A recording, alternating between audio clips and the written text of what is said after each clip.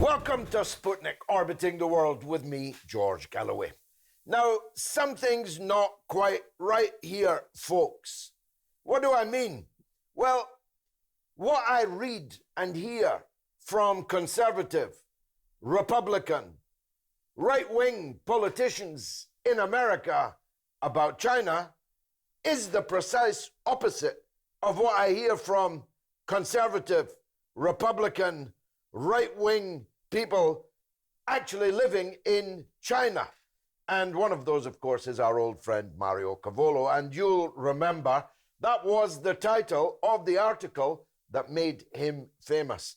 And indeed, so famous, he's now written a book by the same title. Mario, welcome back on board the Sputnik. Never was there a more dramatic contrast than the difference in take, perspective from people who think like you back in America and people like you who think like them but are actually on the ground in China. How do you account for that? Are they lying or are they just getting their wires crossed? George, they're lying. Sorry, the direct answer has to be the right answer. They're not. It's not a mild, simple misunderstanding. We're looking at direct, bold-faced lies, and it makes me. It doesn't give me any pleasure to say this. And the other thing is to say, while I'm willing, or bold, or confident to talk about this publicly, and other people perhaps aren't as willing to do that. The fact of the matter is, this is not my single voice. And so that's why I'm very confident in what I'm saying. I'm very clear about what I'm saying. There are tens of thousands of American companies doing business here in China. There are approximately, I think, somewhere over 100,000 American people and other foreign countries. I mean, almost 1 million people who are living and working and doing business here in China. I definitely know that I speak for every one of them. I'm happy to tell you this very, very clearly. All of us who are here in China right now we're the ones on the ground, kissing the ground that we're here. We're so glad we're here, and you couldn't drag us out if you wanted us to leave. And this is the plain truth. So it's worth talking about why that's the case. Now, we don't have time to explore all the areas. Last time we talked about Huawei. Let me go to the more or less the end of the alphabet, though there is an issue at every letter in the alphabet. The Uyghurs.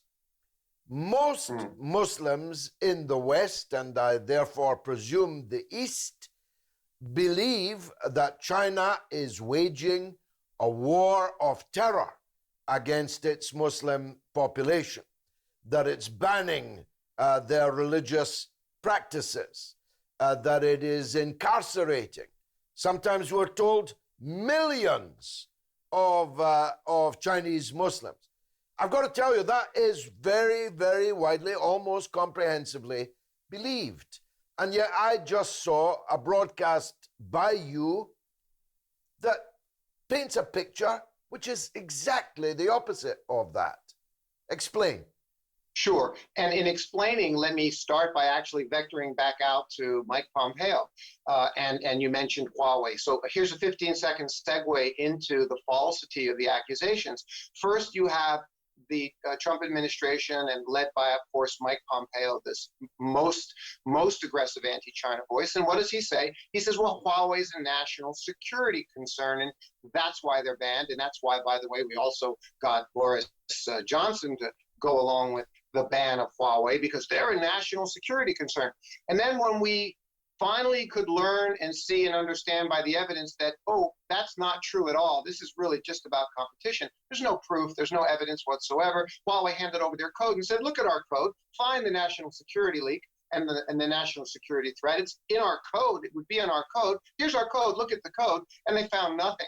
So now that that vacuous, empty argument becomes a vacuous, empty argument, they need a new argument. So what did Pompeo say at his Nixon speech back last month? He said, he warns telecom companies, if you're doing business with Huawei, you're doing business with human rights abusers. It's astounding to make a statement like that.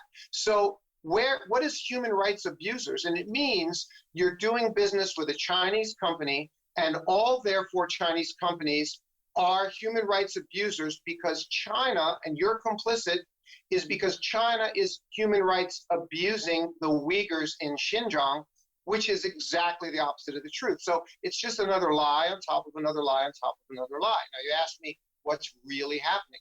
It's not China's war on terror. It's China's response to the terrorist wars. The Turkmenistan terrorists, who the last attack was 260 people. The video is available all over the internet of the real terrorist attacks throughout the Xinjiang region. That's what it is. So it's a response to the terrorist attacks. Now, what does the United States do to terrorists? Well, they kill them. They don't try to rehabilitate them. They don't open vocational. They don't try to assimilate them. They don't try to make the cultures work together where you have Han and Uyghur together and some Uyghurs together. And some of the Uyghurs are very, very radical, and they need to be assimilated and they need to be re-educated. Well, the Americans don't do that.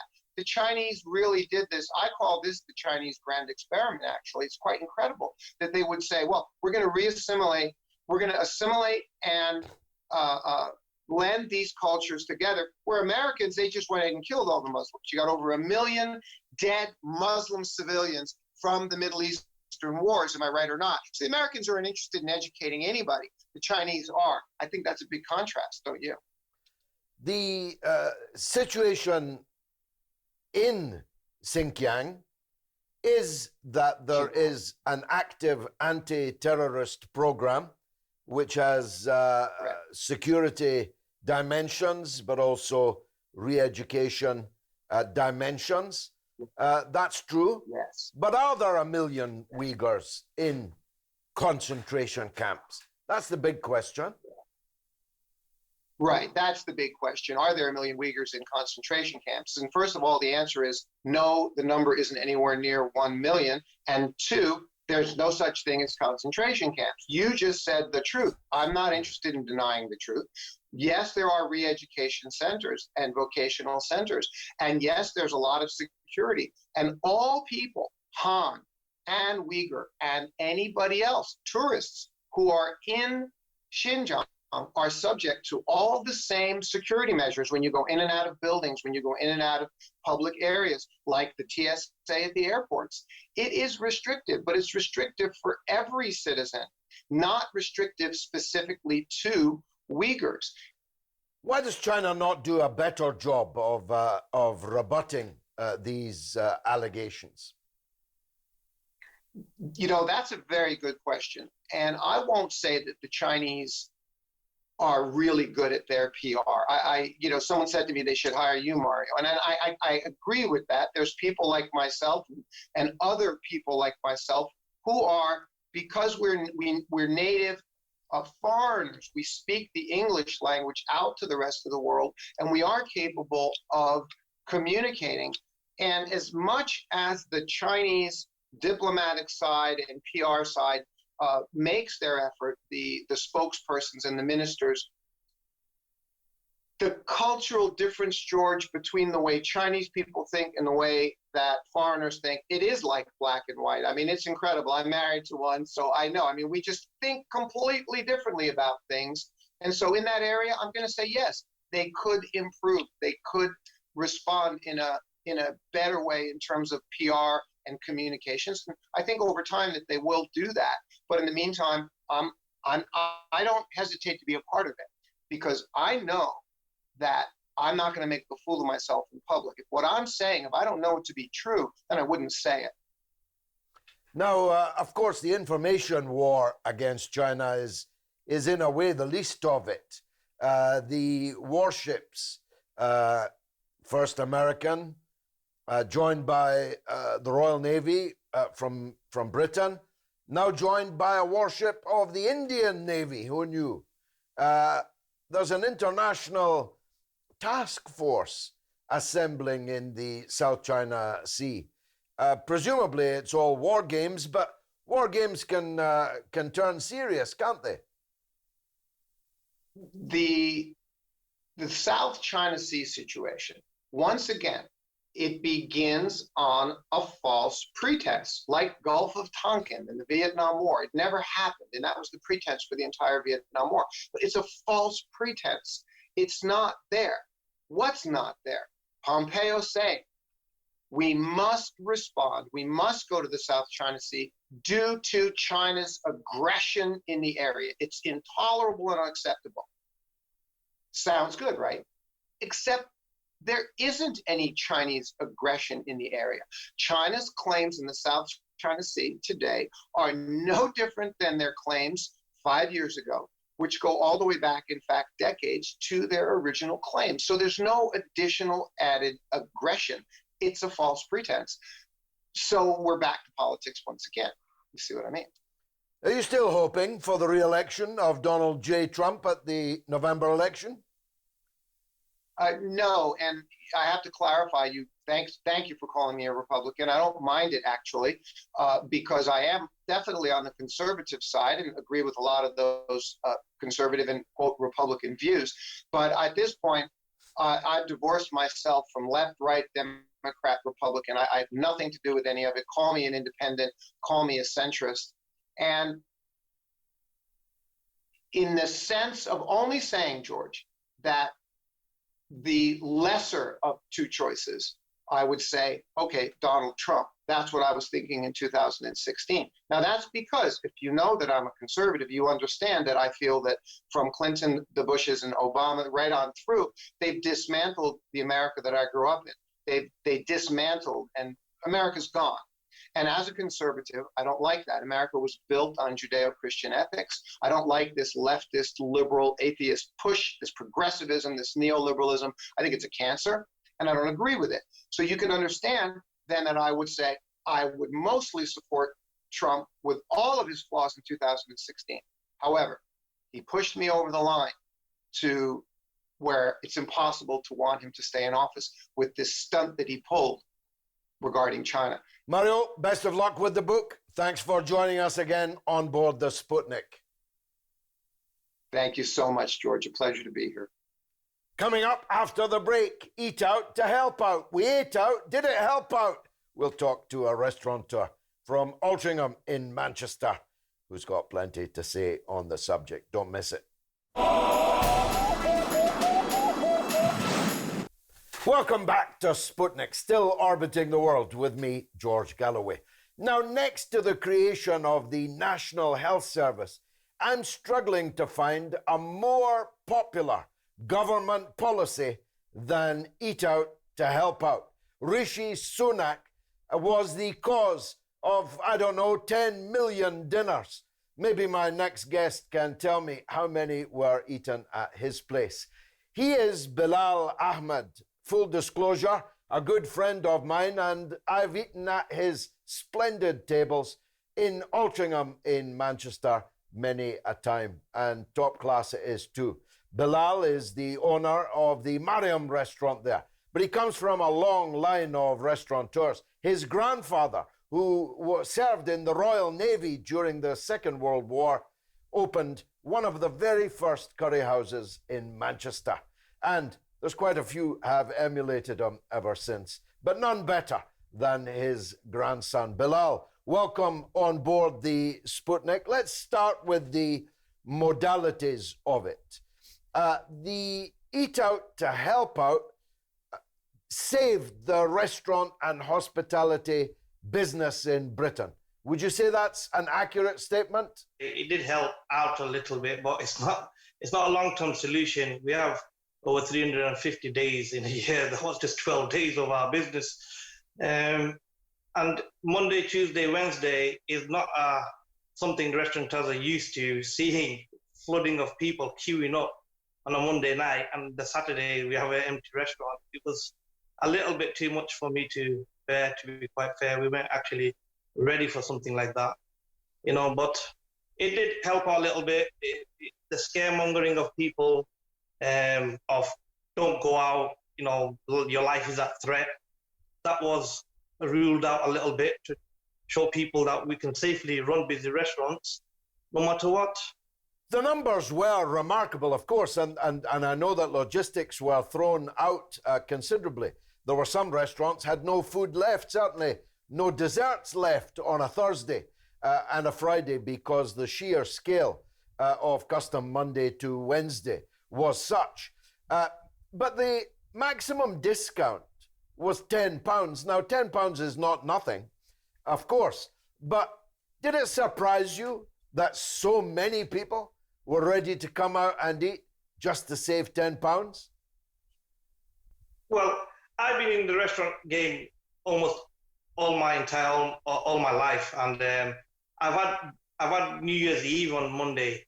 I've never seen that many people on a Monday night coming to a restaurant in my life, to be fair. The sheer number was overwhelming. I mean, on a Monday night, some people did 3 seatings. If you went to the famous Curry Mile, I seen people queuing up like for good 60 meters away from the restaurant. It was really, really bizarre, and people were sort of like new to the whole deal that this was implemented by the government. But to me, it was something new, and it was a big surprise. It did help out. I wouldn't lie. It's brought out customers, but it wasn't well thought of, to be fair. It was overcrowded. There was no safety measures if they were looking at the whole situation. Do you think it would have been better spread out over the whole week then? It would have been absolutely brilliant. We're a weekend nation. We've been dining out on weekends from when it existed. So for me to see Monday, Tuesday, Wednesday that busy, and Friday and Saturday not so busy, and diners not coming out, was a little bit strange. Yeah. Now, how did it work? You gave your diners a bill. It was half of the bill minus this cap of £10. Do you then send that bill to the government? How quickly do they pay? Right. Have you been paid yet? Yes, we have. The paying system has been fairly done really quickly.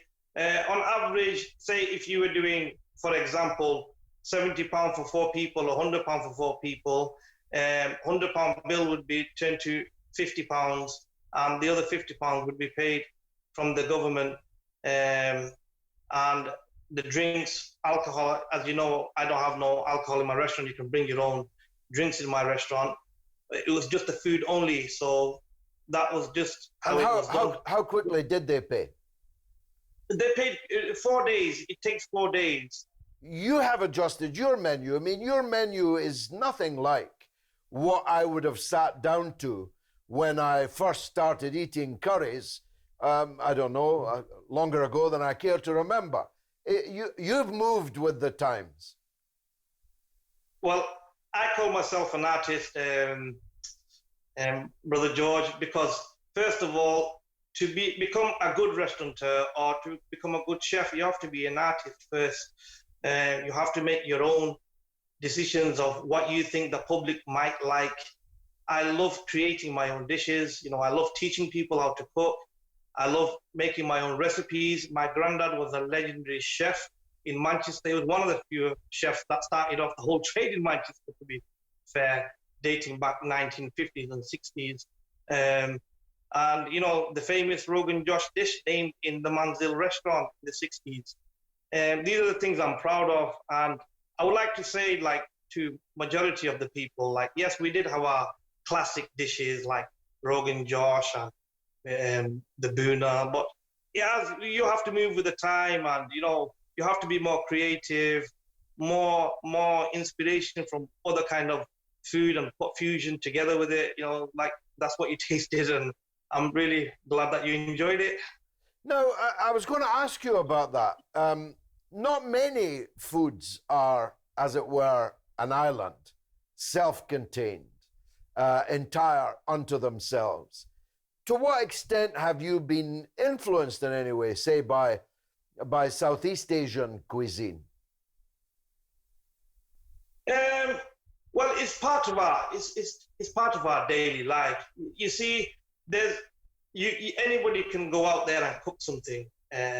To be creative, you have to be somebody special and somebody that has a heart to understand that these kind of dishes that we do, whether it's famously in our society or infamously in our society, to make something different and to make something more admirable from the public, you have to be creative, you have to be different, and this kind of food now for a long time now didn't get the credit that it deserved. I mean, like, if you look at the national dish of Britain, it was the chicken tikka masala. It was the most ate dish in the whole country.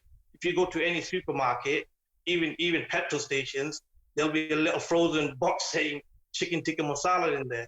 We didn't get the credit that we deserve, and far from it now. The Guardian has reported by within the next 10 years, 50% of it will be closed down. Well, why? Why is that?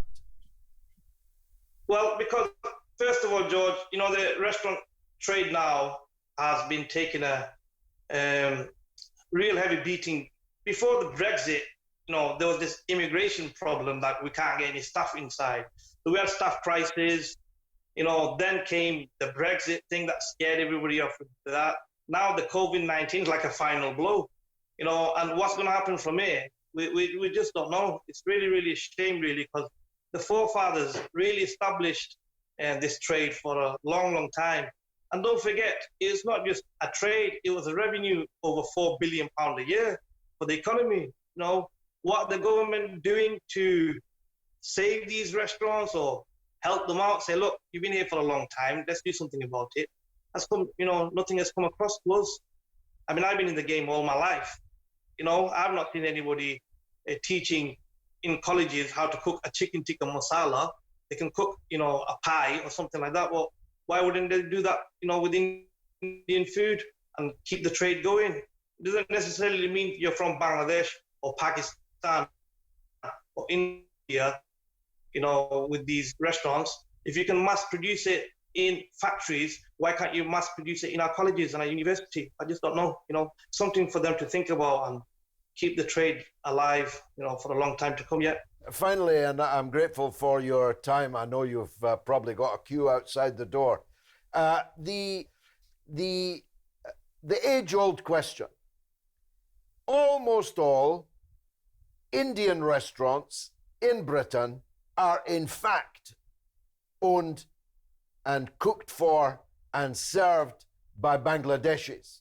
I could go further, though you'd be offended, but much of their cooking is in fact from the Lahore kitchen in Pakistan. But almost none of them are called Bangladeshi restaurants or Pakistani restaurants. They're all called Indian restaurants. Why is that? That's right. Well, to be quite fair, George, it's a very important question. A lot of people that don't know. You got to realize that Pakistan, Bangladesh, these are new countries. Bangladesh, recently, a lot of people know Bangladesh. I've been in the restaurant trade for a long time, and nobody knew that Bangladesh existed a long time ago. But now we're doing well, we're moving on. I mean, like, it was all India. You got to understand, politics divided us. We're all, it's like England, Ireland, Scotland, Wales. It's still part of the United Kingdom. So Bangladesh, Pakistan, India, we're same family, same food, same kind of spices that we use. But politics divided the country. It's really a shame, but a lot of people are going and saying, look, we're Bangladeshi restaurants, we're Pakistani restaurant, we're Indian restaurant. To be fair, I look at it like it doesn't matter which glass you drink a glass of Coke in, it's still Coke. Keep on. Keep on cooking. Bilal Ahmed, thanks for joining us on board the Sputnik. Just before I go, one thing that I wanted to say to all the restaurateurs is we are going through a tough time, but guys, keep calm and carry on. Very good. I wish I'd said that. Thank you very much indeed. Thank you very much, Brother George. Welcome. Well, I'm feeling hungry now. Alas, that's the end of the show, but you can still stay in touch with us through our social media portals on Twitter and on Facebook. But the most important thing, if you enjoyed orbiting the world with me, George Galloway, on board the Sputnik, come back next week at the same time and the same place and bring another viewer with you. For me, at least, it's been marvelous.